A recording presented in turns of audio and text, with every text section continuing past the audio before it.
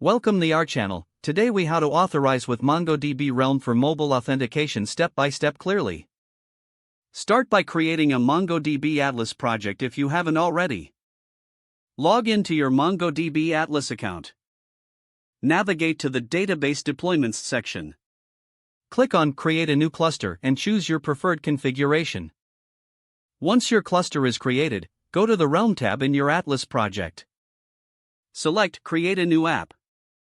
Choose a name for your Realm app and select the cluster you just created. Set the data source to your cluster and click on Create Realm App. In the Realm App dashboard, locate the Authentication section on the left sidebar. Click on Add Provider and select your desired authentication method. For mobile authentication, consider using email/password or anonymous authentication. Enable the authentication provider you selected. If you chose email/password, provide instructions for users to sign up and log in. Next, navigate to the Rules section to set permissions for your database.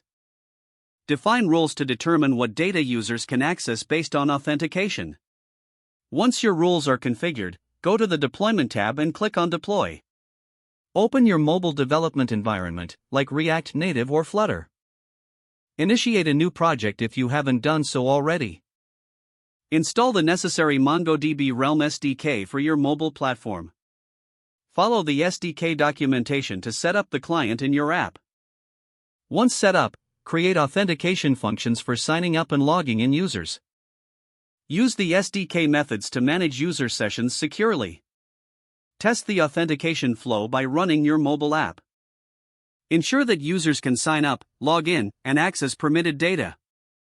Debug any issues you encountered during testing to ensure a smooth experience. Once satisfied, prepare to deploy your mobile app to the App Store. If the page does not load, refresh the browser or try again in a private or incognito window. Make sure you are using the correct email address, then retype it carefully to avoid small typos. Don't forget to like this video and subscribe to our channel for more step-by-step tech guides.